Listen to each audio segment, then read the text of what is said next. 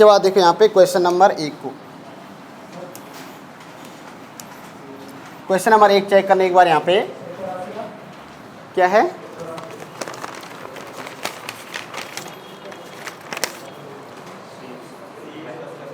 तिरासी सर ने बताया हुआ आपको ना, हाँ 84 था यहाँ पे ना। हाँ क्वेश्चन नंबर देखो एक बार यहाँ पे कि शिक्षक किस प्रकार की संज्ञा है, यानी कि शिक्षक शब्द में आपको यहाँ पे संज्ञा बताना है। तो शिक्षक शब्द जो होगा वो जातिवाचक संज्ञा का उदाहरण होगा, यानी कि शिक्षक को बोलने से समस्त जाति के होने का बोध प्रदान होता है। कुछ प्रमुख शब्द यहाँ पे जो जातिवाचक के उदाहरण हैं। आपसे पूछा जाए कि ईमान शब्द में संज्ञा क्या होगी, राष्ट्र शब्द में क्या होगा, या फिर हिंदू शब्द में कौन सी संज्ञा है, विद्वान शब्द में कौन सी संज्ञा है, कृति शब्द में क्या होगा, गुरु शब्द में, और वकील शब्द की हम यहाँ पे बात करते हैं। जितने भी सारे शब्द लिखे हैं इन सभी शब्दों में जातिवाचक संज्ञा का प्रयोग होता है। यदि मैं हिंदू शब्द का प्रयोग करता हूँ तो हिंदू को बोलने से समस्त जाति के होने का बोध प्रदान होगा। यदि आप में से क्लास में एक विद्वान हैं तो उत्तराखंड में हजारों विद्वान हैं, पूरे विश्व में हजारों विद्वान हैं, तो विद्वान शब्द भी किस कोटि का शब्द होगा, जातिवाचक का उदाहरण होगा। कृति शब्द की बात करें, गुरु शब्द की बात करें, वकील शब्द क्या होगा, नदी शब्द क्या होगा, झील क्या होगा, इस सभी के सभी जातिवाचक संज्ञा के उदाहरण हैं। व्यक्तिवाचक की पहचान क्या है कि व्यक्तिवाचक संज्ञा का प्रयोग हमेशा एक वचन और किस रूप में होता है, दृश्य के रूप में। जो भी शब्द हिंदी में व्यक्तिवाचक का उदाहरण होगा वह हमेशा एक वचन में आएगा और उस शब्द का क्या नहीं होता है, बहुवचन नहीं होता है। जैसे मैं पूछूं यहाँ पे सीता क्या है, तो सीता एक वचन है, इस शब्द का बहुवचन नहीं हो सकता है, तो ये व्यक्तिवाचक का उदाहरण होगा। भाववाचक में क्या है कि ऐसा कोई भी नाम जो अदृश्य होता है, जिसे देखा नहीं जा सकता है, जिस नाम का कोई आकार नहीं होता है, उसे भाववाचक के नाम से जानते हैं। भाववाचक संज्ञा को कितने प्रकार से बनाया जा सकता है, एक नया क्वेश्चन बनता है कि भाववाचक संज्ञा का निर्माण कितने प्रकार से होता है, तो आंसर क्या होता है यहाँ पे 5। और द्रव्यवाचक में क्या होता है कि माप तोल के होने का बोध प्रदान होता है। द्रव्यवाचक संज्ञा का प्रयोग अपवाद को छोड़कर मुख्यतः किस वचन में होता है, एक वचन में, और इन शब्दों का मुख्यतः बहुवचन ही होगा।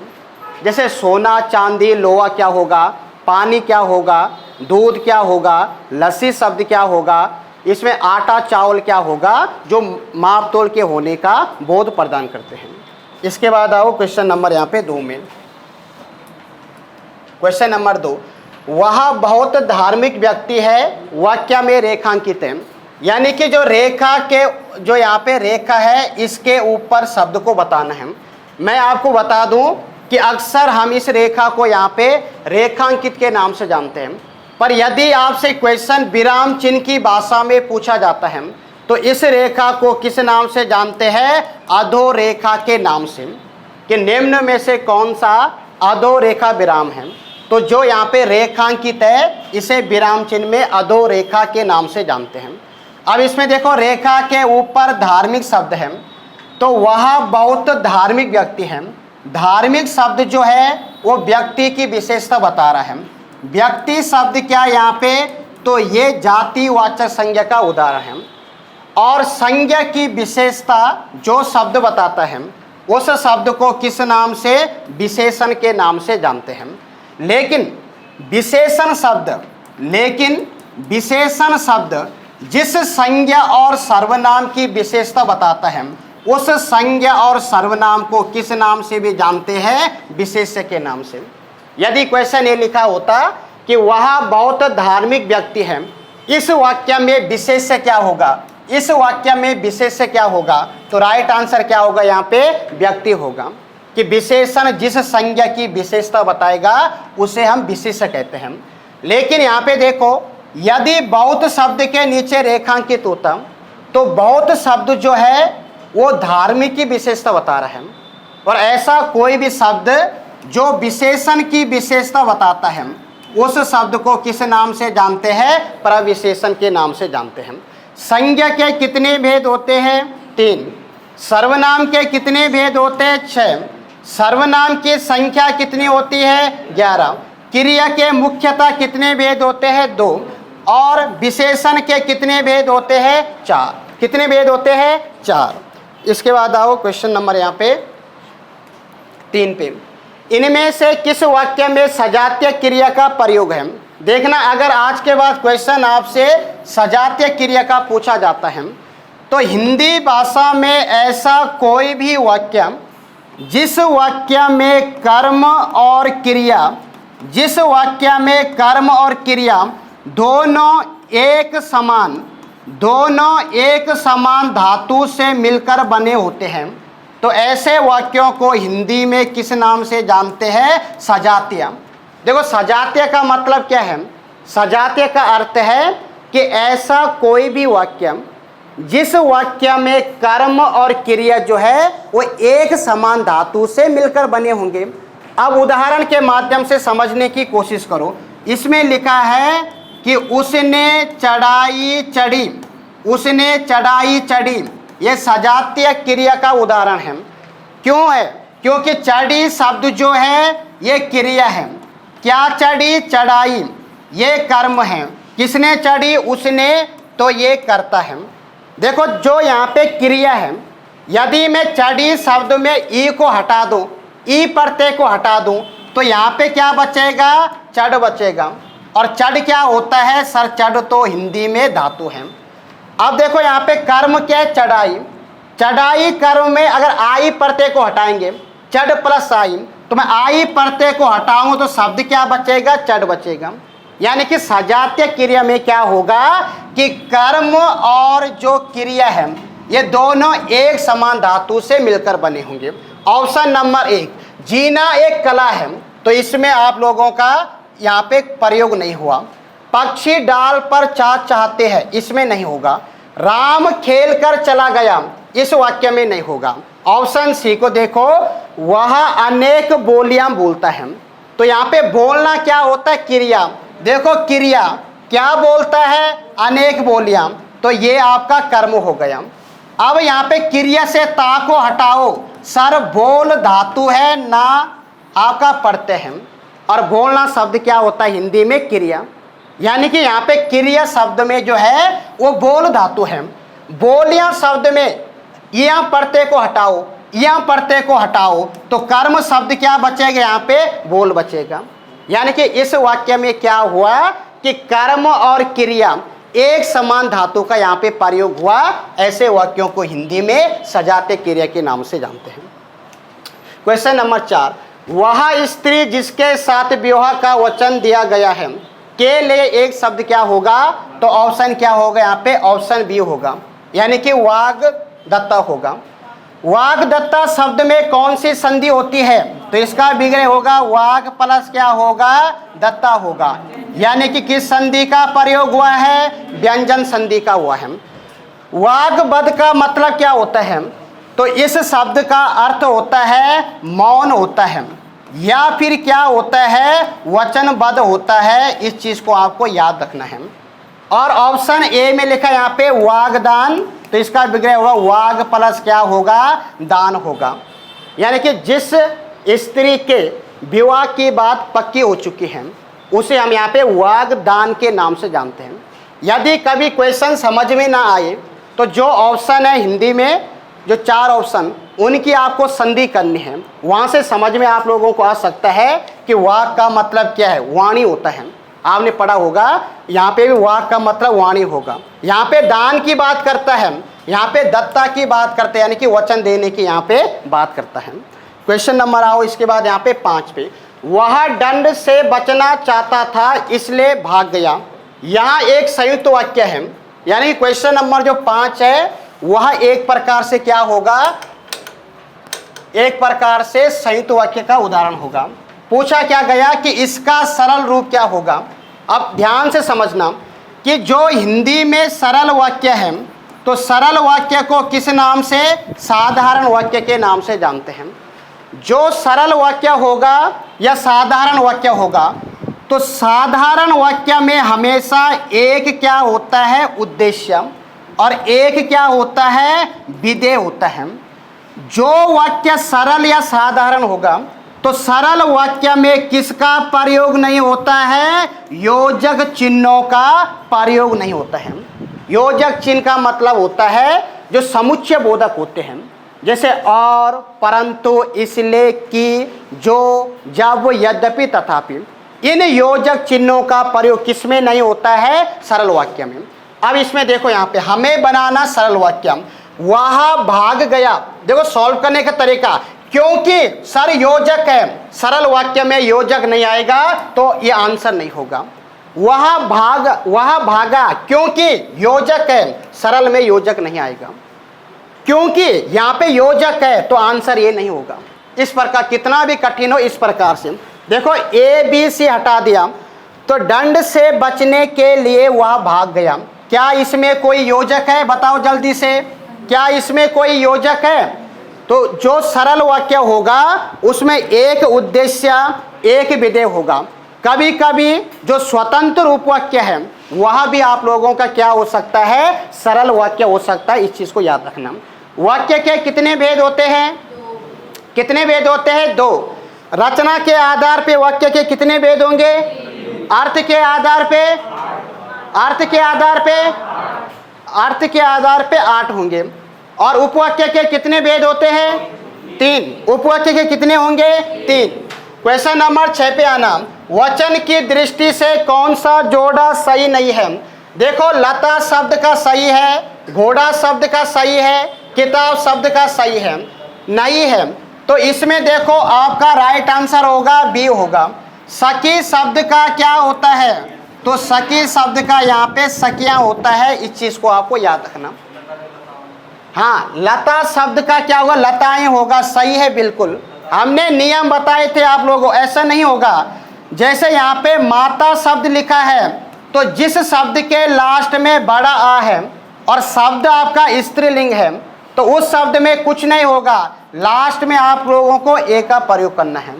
जैसे मैं आपसे यहाँ पे शब्द पूछूं, सभा शब्द क्या होगा, सर अच्छी सभा है, लास्ट में आ है, बस इसमें ए के ऊपर अनुनासिक का प्रयोग करना है। जैसे लता शब्द है, लताओं नहीं होगा, नहीं बुक में है, ये गलत है, इस चीज को सही रखना। ये बिल्कुल सही है, आपने तिर्यक रूप में बताया है, वो सब विभक्ति वाक्य में यहाँ पे प्रयोग होता है। कुछ शब्दों के आपको बताना, यहाँ पे जल्दी से बताना। मिठाई शब्द का क्या होगा, सब लिखो यहाँ पे, खुद बनाओ। दवाई शब्द का क्या होगा, लू शब्द का क्या होगा, गौ शब्द का क्या होगा, धेनु शब्द का क्या होगा, जल्दी से बदलना है। बदलने की सब कोशिश करेंगे। यहाँ पे शब्द, यहाँ पे बहुत शब्द भी लिखा है, क्या हो सकता है इनका यहाँ पे, हाँ धेनु शब्द भी है और साथ में यहाँ पे गौ शब्द है। देखो गलती कहाँ पे होगी, अगर हम क्लास में आंसर पूछे तो इसका कम से कम 4 से 5 आंसर आएगा, क्लास में ही आ जाएगा, पर वास्तव में स्थिति ये होती है आप लोगों की। हाँ, क्या शब्द लिखा लास्ट में आप लोगों ने यहाँ पे, तो शब्द यहाँ पे लिखा है गौ। बताओ क्या होगा इनका जल्दी से। देखो मिठाई शब्द है, मैंने नियम क्लास में बताया है, यदि कोई शब्द स्त्रीलिंग है उसके लास्ट में बड़ा ई है, पहले उसे छोटा ई में बदलना है और उसके साथ या के ऊपर अनुनासिक का प्रयोग करना है। भाई एक ही नियम है, शब्द चाहे 1000 हो। मिठाई शब्द में बड़ा ई है तो सबसे पहले आपको किस में बदलना, छोटा ई में, और इसके साथ या के ऊपर अनुनासिक। ये शुद्ध है, ये वर्तनी के आधार पे भी काम करेगा। दवाई शब्द में बड़ा ई है, इसे छोटा ई में बदलो, लास्ट में या के ऊपर अनुनासिक लगाओ। ये स्त्रीलिंग के नियम हैं। अब लू शब्द लिखा है, देखो लास्ट में यहाँ पे क्या है, लू, यानी कि ऊ का पर ई का नियम है, ऊ का, तो इसमें जैसे यहाँ पे छोटा ऊ और इसके ऊपर क्या होगा, ए के ऊपर अनुनासिक लगेगा। क्या आ रहा सभी को समझ में? यदि कोई शब्द स्त्रीलिंग है उसके लास्ट में अगर छोटा ऊ बड़ा ऊ ओ आएगा तो उसमें कुछ नहीं करना है, बड़ा ऊ को छोटा ऊ में उसके साथ ए के ऊपर अनुनासिक का प्रयोग करना है। जैसे यहाँ पे देखो गौ शब्द का प्रयोग है, तो अच्छी गौ, सर ये तो स्त्रीलिंग है, और ओ का प्रयोग कुछ नहीं करना, सेम सेम, बस इसके साथ क्या होगा यहाँ पे अनुनासिक का प्रयोग। धेनु शब्द है, सेम, क्या आएगा यहाँ पे धेनुए, ये बनेगा शुद्ध में आपका यहाँ पे। और यहाँ पे देखो बहु शब्द लिखा है, तो इसका क्या होगा, बड़ा ऊ को छोटा ऊ में, और इसके साथ यहाँ पे ये देखो क्लास आपने पढ़ी होगी तो नियम आपको उंगलियों में याद होगा।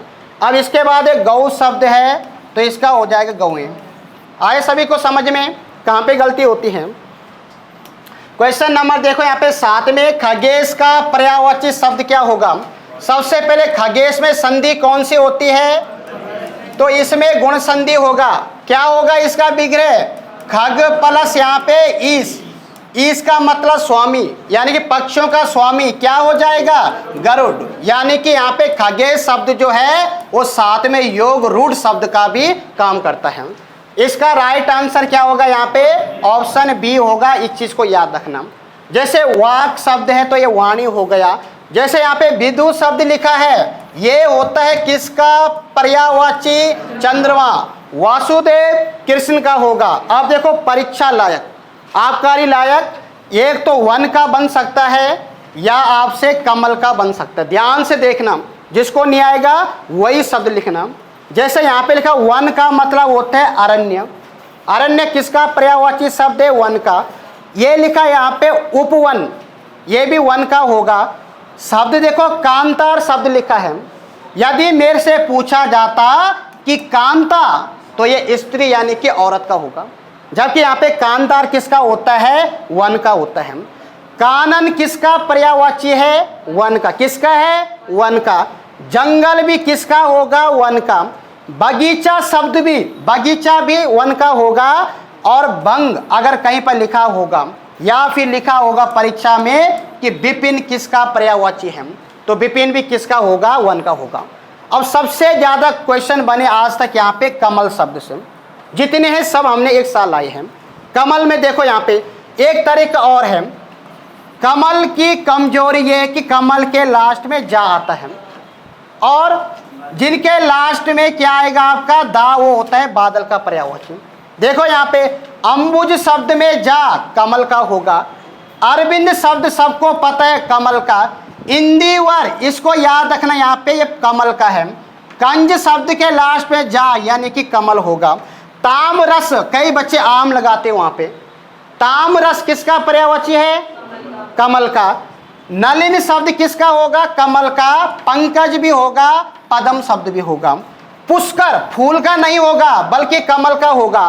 राजीव किसका है, कमल का। देखो यहाँ पे ये लिखा था हमने, यहाँ पे शंख, जो देवी देवताओं में आप यूज करते घर में, कि शंख पर्यायवाची है। किसका होता है शंख, यहाँ पे कमल का। यहाँ पे लिखा वारिज। इसके अलावा देखो सतदल, सतदल, श्रीपर्ण, यहाँ पे सरासिज। अब देखो यहाँ पे गलती ना हो, यहाँ इन्होंने गलत लिखा। यहाँ पे शुद्ध क्या होगा, सरसिज, और पेपर में कभी कभी आता है यहाँ पे मनसिज। क्या ये समझ में आए सभी को। यदि मनसिज लिखा है तो कामदेव का होगा। किसका होगा, कामदेव का। और सरसिज लिखा है क्योंकि हम क्या करते हैं, या रट्टा मारते, जा आएगा लास्ट में, कमल का होगा। तो भाई जा तो यहाँ पे भी आया है, जा तो यहाँ पे भी आया है, पर ये कमल का नहीं है, इस चीज को याद रखना। इसके बाद देखो यहाँ पे सरोज, यहाँ पे लिखा है सरोरु। सरोरु जो है वो विसर्ग संधि का उदाहरण है। और लास्ट में लिखा है यहाँ पे सहस्रदल, ये किसका होता है, यहाँ पे कमल का। देखो आपको अग्नि का हो गया, अमृत का हो गया, अभिजात का हो गया, शेर का हो गया, सेना का हो गया, इनको हवा का होगा, याद करने की कोशिश करो। क्वेश्चन नंबर 8, उद्दत का विलोम क्या होगा, तो इसका विनीत होगा। यहाँ पे देखो सौम्य, इसका होता है सौम्य शब्द का क्या होगा, उग्र होगा। कोमल का क्या होगा, तो इसका कठोर होगा, कठोर शब्द होगा। और यहाँ पे देखो ये लिखा है उत्तम का। उत्तम का क्या होगा, अधम होगा, अधम। और उधम, देखो यहाँ पे उधम का विलोम क्या होगा, उधम का क्या होगा, विनय। लिखो आलस्य, अगर लिखा होगा उधम तब होगा आलस्य, और उत्तम का होगा यहाँ पे अधम। अधम क्या होगा, अधम। क्वेश्चन नंबर 9, इनमें से संबंधवाचक सर्वनाम का प्रयोग किस वाक्य में हुआ है? एक तरीका है, आज के बाद जो भी वाक्य संबंधवाचक का होगा तो उस वाक्य में जा से बनने वाले सभी सर्वनामों का प्रयोग हो सकता है। जो जिसे इस प्रकार से, अगर कहीं पर इसकी उसकी इस प्रकार के शब्दों का प्रयोग होगा, जब तब होगा, तो सब यहाँ पे संबंधवाचक में आते हैं। देखो यहाँ पे जो सोता है, जो सो संबंधवाचक, जा से बनने वाला जिसने, जैसी शब्द का प्रयोग, तो यानी कि राइट आंसर क्या होगा? यहाँ पे डी होगा। इन सभी वाक्यों में किसका प्रयोग हुआ है? संबंधवाचक का प्रयोग हुआ है। क्या ये उपरोक्त शब्द सही लिखा है? क्या ये ऑप्शन डी में जो उपरोक्त शब्द सही है? गलत है। क्यों गलत है? क्योंकि उपयुक्त होता है, और उपयुक्त शब्द में संधि क्या होती है? कौन सी संधि होगी शब्द में? यन संधि। इसका विग्रह क्या होगा? ऊपरी प्लस क्या होगा? युक्त, उक्त होगा लास्ट में, सॉरी। क्वेश्चन नंबर 10 में, चोर वहां दीवार के पास खड़ा था, इस वाक्य में वहां वहां किस प्रकार का क्रिया विशेषण है? क्रिया विशेषण के कितने भेद होते हैं? 4। किसी भी वाक्य में क्रिया से पहले कब से पूछोगे तो कालवाचक आंसर होगा। क्रिया से पहले कैसे से पूछोगे तो रीतिवाचक प्राप्त होगा। राम तेज चलता है, राम कैसे चलते हैं? तेज। माँ सुबह नाश्ता बनाती है, माँ कब नाश्ता बनाती है? सुबह, कालवाचक में। क्रिया से पहले कहाँ से क्वेश्चन करोगे? स्थानवाचक। और परिमाणवाचक में क्या होगा? यहाँ पे कितना कितना कितना माप तोल के होने का बोध होगा। अब देखो यहाँ पे, चोर वहां दीवार के पास खड़ा था, चोर कहाँ खड़ा था? कहाँ से आंसर नहीं मिला भाई, ये तो तुक्का वाली बात हो गई ना यहाँ पे, कि पक्षी आकाश में उड़ते हैं। पक्षी कहाँ उड़ते हैं? कहाँ से आंसर मिला तो आकाश स्थान होगा। इसको देखो, चोर वहां दीवार के पास खड़ा था, चोर कहाँ खड़ा था? कहाँ खड़ा था? दीवार के पास। तो हमें तो ये पूछना वहां क्या होगा। हालांकि राइट आंसर ऑप्शन सी होगा। समझना कि स्थानवाचक क्रिया विशेषण में 2 टाइप के क्वेश्चन आते हैं। एक तो किसका बोध करता है? स्थान का, और दूसरा किसका बोध करता है? आपका दिशा का। दिशा में क्या हो सकता है? दाएं हो सकता है, बाएं हो सकता है, यहां हो सकता है, वहां हो सकता है, सामने हो सकता है, इधर उधर, इस प्रकार से हो सकता है। देखो अब यहाँ पे एक एक करके क्या मिलेगा, कहां से जवाब। बच्चे इधर उधर घूम रहे हैं। बच्चे कहां घूम रहे हैं? इधर उधर क्या होती है, और दिशा के आधार पे क्या होगा? क्या होगा? पिताजी वहां गए हैं। पिताजी कहां गए हैं? वहां। वहां क्या है? दिशा, और दिशा के आधार पे भी क्या होगा? स्थानवाचक होगा। चाहे हम यहाँ पे यहाँ की बात करें, राम दाएं खड़ा है, राम कहां खड़ा है? दाएं। राम सामने बैठा है, राम कहां बैठा है? सामने। तो ये शब्द भैया दिशा के आधार पे क्या होंगे? स्थानवाचक होंगे। क्या है? अगली गली, तो स्थान में आएगा। देखो स्थान में आएगा। इसके बाद देखो क्वेश्चन नंबर 11, यहाँ पे लिखा है हथौड़ी बोली कहाँ बोली जाती है? क्या सबको पता है? यहाँ पे हडोती, हडोती कहाँ बोली जाती है? राजस्थान। देखना एक बार में, ये है राजस्थान। राजस्थान के पूर्वी क्षेत्र में जिस बोली का प्रयोग होता है उसे जयपुरी के नाम से, किस नाम से जानते हैं? जयपुरी। जयपुरी बोली को किस नाम से? दुधानी बोली के नाम से जानते हैं। और यहीं पूर्वी में आप लोगों के यहाँ पे हडोती किसका प्रयोग होता है? यहाँ पे हडोती बोली का प्रयोग होता है। पश्चिमी राजस्थान में किसका प्रयोग होता है? मारवाड़ी का। और मीरा की भाषा मुख्यतः क्या है? मारवाड़ी। हालांकि मीरा ने ब्रज भाषा में भी काव्य रचनाएं की हैं, पर मूल भाषा उनकी मारवाड़ी। उत्तरी राजस्थान में किसका प्रयोग होता है? मेवाती। मेवाती की उपबोली का नाम क्या होगा? अहीरवाटी, अहीरवाटी। दक्षिणी राजस्थान में किसका प्रयोग होगा? मालवी का। राजस्थानी हिंदी का विकास किससे हुआ है? सौरसेनी अपभ्रंश से हुआ है। इस चीज को भी याद रखना। और इसमें देखो यहाँ पे उत्तर प्रदेश में किस उपभाषा का प्रयोग होता है? सौरसेनी अपभ्रंश का। और सौरसेनी अपभ्रंश का विकास किससे हुआ है? यह पश्चिमी हिंदी का। उत्तर प्रदेश में किसका प्रयोग होता है? पश्चिमी हिंदी। और पश्चिमी हिंदी का विकास भी सौरसेनी अपभ्रंश से हुआ। पर कई बार ना चारों में सौरसेनी होता है, तो पश्चिमी हिंदी का जो विकास हुआ है उत्तरी सौरसेनी से हुआ है, और राजस्थानी का विकास केवल सौरसेनी अपभ्रंश से हुआ है। इसके बाद आओ क्वेश्चन नंबर 12 पे। परसर्ग के सहायक शब्द है, जो बहुत आसान क्वेश्चन अपने आप में। कारक के कितने भेद होते हैं? 8। कारक के जो चिन्ह होते हैं, कारक के चिन्हों को किस नाम से जानते हैं? विभक्ति। किस नाम से? विभक्ति। और विभक्ति को किस नाम से जानते हैं? परसर्ग के नाम से। देखो सबके सब कितना आसान क्वेश्चन था, चुटकियों में सॉल्व होगा। क्या लिखा यहाँ पे? राम ने रावण को मारा। क्या लिखा यहाँ पे? राम ने रावण को मारा। अब मुझे बताओ यहाँ पे कि राम के बाद जो ये ने है ना आप लोगों का, ये काम क्या कर रहा है? क्या ये दो शब्दों के बीच में है? तो गलत है कि सर हमें लगता, देखो दो है, नहीं। जो ने है ये यहाँ पे राम के साथ संबंध है कि राम ने रावण को मारा। मारा क्रिया है, पर किसने मारा? रावण। तो यानी कि ये कर्ता है और ये कर्ता कारक की विभक्ति। जो ने परसर्ग विभक्ति है ये दो शब्दों के बीच काम नहीं करेगा, बल्कि ये ने जो है वो राम के लिए कर्ता के रूप में आया है। यानी कि विभक्ति का संबंध किससे है? सर शब्द से है। ऑप्शन ए देखो, शब्दों के बीच में संबंध स्थापित करते हैं।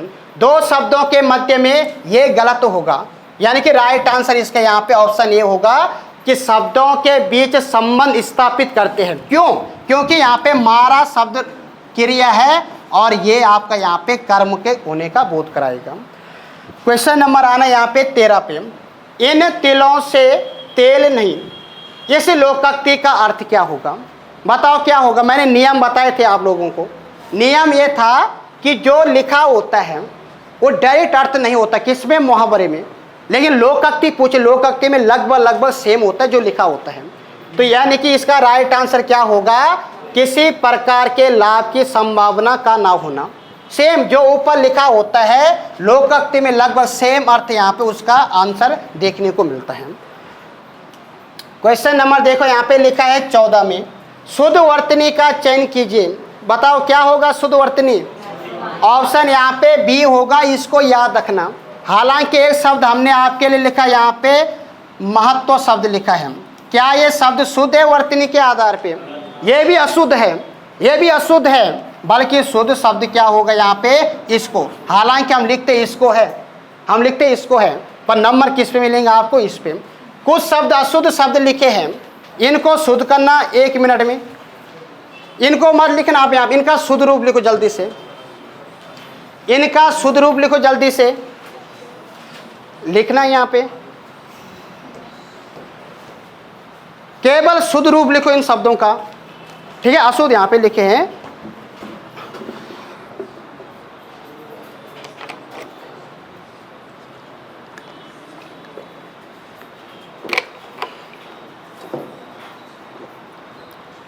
जो आपको आता है केवल उन्हीं को शुद्ध बनाना है। सारे शब्द पूछे गए किसी न किसी एग्जाम में।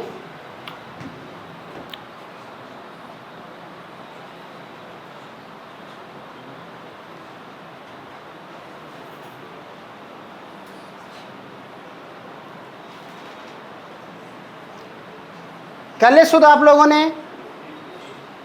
देखो यहाँ पे जो ऑप्शन यहाँ पे पहला शब्द यहाँ पे कलश शब्द है, तो इसका शुद्ध रूप जो होगा ये यहाँ पे ये होगा। पर अगर 4 ऑप्शन इसके बनाए तो कई बार कन्फ्यूजन भी हो जाते हैं। कई बार क्या होगा यहाँ पे ये सा होगा, कहीं आधा होगा, तो इससे बचना है। यहाँ पे शुश्रूषा शब्द लिखा है, जबकि शुद्ध रूप क्या होगा इसमें आप लोगों का? इस प्रकार से इसको यहाँ पे लिखा जाएगा। आए समझ में? नियम देखो, अगर कहीं पर ना 3 सा का प्रयोग, 3 में से 2 का एक साथ होगा, तो ऐसे केस में सबसे पहले आता है मूर्धन्य सा। सॉरी तालब्य सा, फिर आएगा मूर्धन्य सा, लास्ट में क्या आएगा दंत्य सा। इसको आप चेक भी कर सकते हैं। इसके बाद देखो यहाँ पे षष्टांग शब्द लिखा है, जबकि शुद्ध रूप क्या होगा यहाँ पे दंत्य सा आएगा और आपका सेम शब्द यहाँ पे देखने को मिलेगा।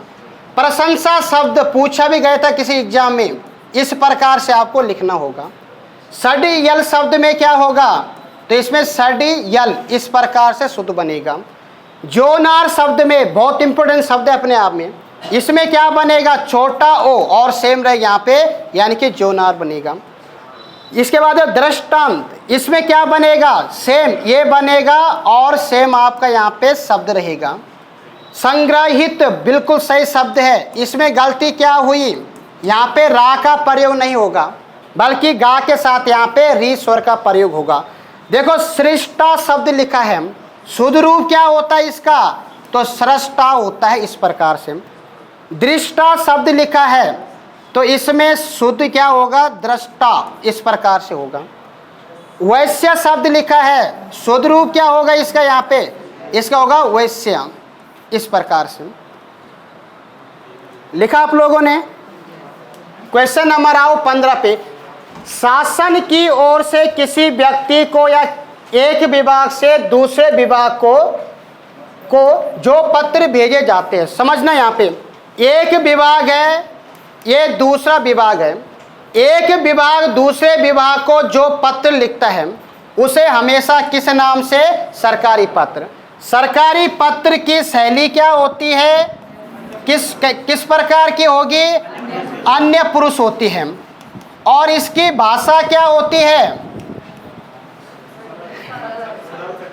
नहीं, जो सरकारी पत्र है इसकी शैली जो होती है वो अन्य पुरुष होती है, लेकिन भाषा क्या होती है यहाँ पे औपचारिक होती है। क्या होती है, औपचारिक होती है। अब इसके बाद देखो सामने सब, एक विभाग दूसरे विभाग को पत्र लिखेगा सरकारी पत्र, लेकिन एक विभाग का कोई अधिकारी दूसरे अधिकारी को जिसे वह व्यक्तिगत रूप से जानता है तो इस प्रकार के पत्र को अर्ध सरकारी पत्र कहते हैं। अर्ध सरकारी पत्र की शैली क्या होती है, उत्तम पुरुष। क्या होती है, उत्तम पुरुष होती है। क्वेश्चन नंबर आओ यहाँ पे 16 पे। खंडहर का तत्सम शब्द क्या होगा, इसको याद रखना क्या होगा, ऑप्शन सी खंड गृह होगा। अब देखो यहाँ पे कुछ शब्द लिए हैं जो आपको आते जल्दी से 1 मिनट में परिवर्तित करना है। जो आपको आते नहीं है उनको करना, जो आपको नहीं आते हैं बताओ, ऐसे ही बता दो। यहाँ पे मौक्तिक शब्द का क्या होगा, क्या होगा, मोती होगा। यत्र शब्द का क्या होगा, क्या होगा, हाँ बिल्कुल सही का किसी ने यहाँ पे जतन होगा। देखो या का तद्भव में क्या बनता है, जा, यजमान का जजमान, यमुना का जमुना, या का जा। रिक्त का क्या बनेगा, रीता। लज्जा का क्या बनेगा, लाज, गुड। जिसको निहारो सुनते रहो कानों से। यहाँ पे बताओ लोह शब्द का क्या बनेगा, तो इसका बनेगा लोहा। बस इतना सा अंतर है, इतना सा अंतर है। वन का क्या बनेगा, वा का प्रयोग होता है तत्सम में, वा का पेट फटेगा तद्भव में, यानी कि वा का पेट फटा क्या बना, वन बना। यह है नियम।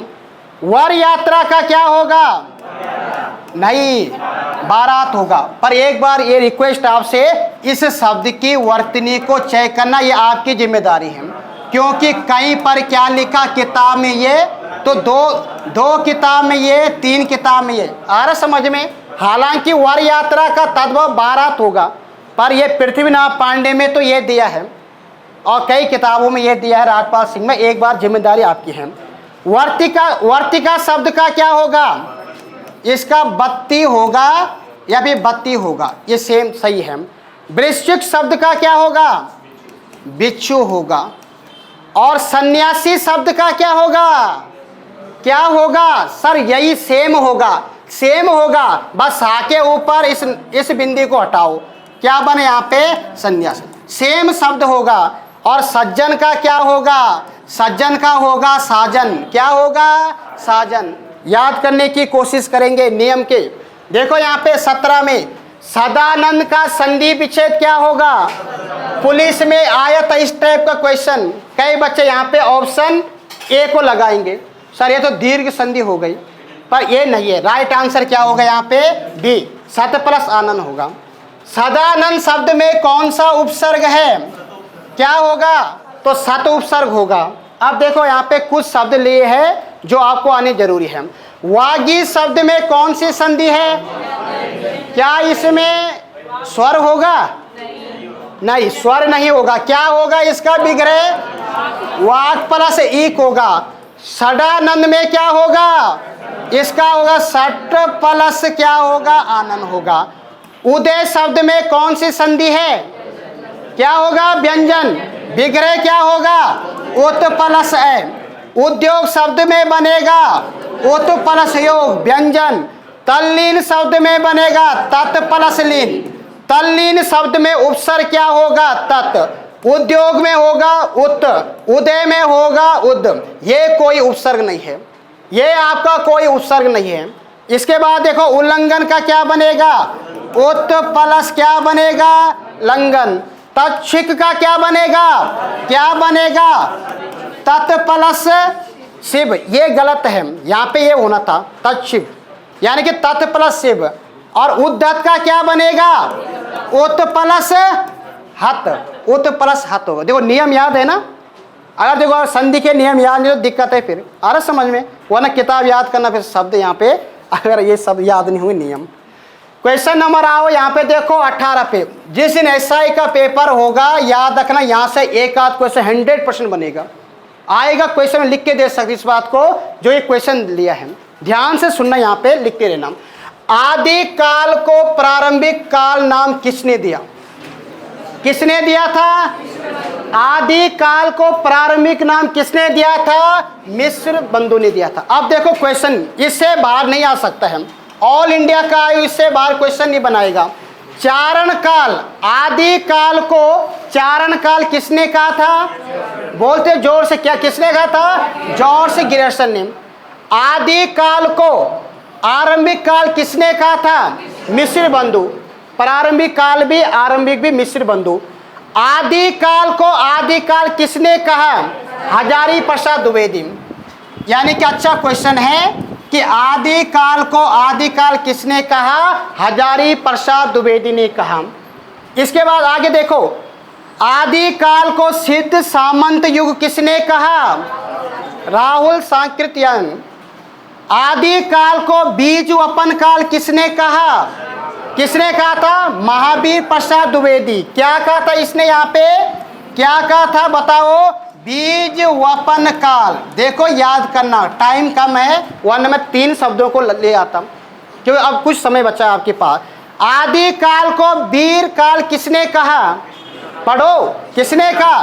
विश्वनाथ प्रसाद मिश्र ने कहा। आदि काल को संधि चारण काल किसने कहा? राम कुमार वर्मा ने कहा। आदि काल को संक्रमण काल किसने कहा? गणपति चंद्रगुप्त ने कहा। और आदि काल को प्रारंभिक काल मिस्र बंधु ने कहा था। साथ में आपका यहाँ पे हरीश चंद्र वर्मा भी है। अगर ऑप्शन में दोनों है इसको लगाओ, और ये नहीं है तो आपको इसको भी लगाना है। आया सभी को समझ में? याद करके आएंगे सबके सब, क्योंकि यहाँ से क्वेश्चन बनेगा। 19 पे आओ। आइए ऐसी अद्भुत बेला, ना रो सका ना भी हंस सका, दोहे में कौन सा अलंकार है? तो इसमें सबको 1 नंबर देना, और इसका राइट आंसर क्या होगा? विरोधाभास।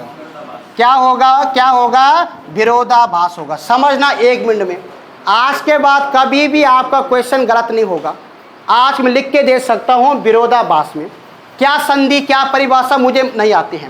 भाई विरोधाभास का मतलब होता है कि जहाँ पे 2 विपरीत चीज़ों का एक साथ प्रयोग किया जाता है। जब कहीं पर क्या होगा? 2 विलोम चीज़ों का एक साथ मेल होगा। जैसे माता पिता एक दूसरे के विलोम हैं, अगर इनका एक साथ में प्रयोग होगा। जैसे देखो यहाँ पे, आई ऐसी अद्भुत बेला, ना रो सका ना भी हंस सका। आपने कहा सर यहाँ पे रोना और हंसना एक साथ आ गए, रोना का विलोम क्या होगा? हंसना होगा। तो यानी कि विरोधाभास में क्या होता? विरोध ना होकर विरोध का आभास होगा। जब दो अलग अलग चीजें, जैसे रोना हंसना एक साथ नहीं आएगा, विरोधाभास होगा। जब से है आंख लगी तब से ना आंख लगी, यानी जब से किसी को देखा है तब से नींद नहीं आई है। क्या ऐसा होता है आप लोगों का? सर यहाँ पे विरोध हो रहा है, विरोधाभास आएगा, इस चीज को याद रखना है। यहाँ पे ज्यों ज्यों बूढ़े श्याम रंग त्यों त्यों उज्जवल हुई, यानी कि सफेद काला एक दूसरे का विलोम है, विरोधाभास अलंकार का यहाँ पे क्या होगा? उदाहरण होगा। ईंधन 1 2 3 बहुत है, इस चीज को याद रखना। इसके बाद आओ क्वेश्चन नंबर यहाँ पे 20 में, एंकर बाइट किसे कहते हैं? किसे कहते हैं एंकर बाइट? अब देखो बताना है आपको। जब कहीं पर क्या होती है, कोई घटना, समझो कहानी दृश्य, और घटना के चारों ओर क्या होते? दर्शक, देखने वाले होते हैं। अब जैसे एंकर का मतलब होता है जो समाचार को पढ़ने वाला होता है। आपके पास कोई पत्रकार आएगा, पत्रकार आपसे सवाल करेगा घटना कब हुई, घटना पे कौन कौन थे, सरकार की क्या क्या मदद मिली। भाई पत्रकार ऐसा क्यों करता है? पत्रकार इसलिए करता है ताकि हमारा एंकर जब समाचार को पढ़ेगा तो लोगों को लगेगा कि इस समाचार में कितनी प्रामाणिकता है। यहाँ पे एंकर बाइट का मतलब होता है लोगों के कथन लिए जाते हैं, लोगों के कथन के साथ समाचार को प्रामाणिकता दी जाती है। अब देखो किस में लिखा है, यह है परिभाषा। तो इसमें देखो यहाँ पे एंकर द्वारा किसी समाचार की पुष्टि हेतु वीडियो या कथन दिखाने को कहते हैं। एंकर बाइट का मतलब क्या होता है? यहाँ पे कथन होता है। ड्राई एंकर, ड्राई एंकर क्या होगा? जब कोई एंकर बिना दृश्य के, बिना चित्रों के समाचार को प्रस्तुत करेगा उसे ड्राई एंकर कहते हैं। और लास्ट एक शब्द और होता है जिसे किस नाम से जानते हैं यहाँ पे? Anchor visual. क्या होगा? Anchor visual. और एंकर विजुअल का मतलब होगा कि जब एंकर घटना स्थल के जो चित्र होंगे, जो विजुअल होंगे, जो दृश्य के साथ समाचार को प्रस्तुत करेगा उसे हम यहाँ पे एंकर विजुअल के नाम से जानते हैं। यानी कि 20 क्वेश्चन आप लोगों के कंप्लीट हुए, ठीक है ना? चेक कर लो एक बार जल्दी से।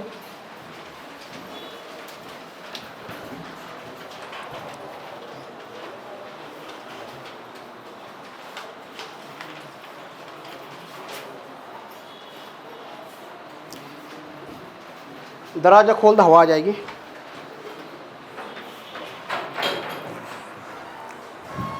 चेक कर लो एक बार जल्दी से।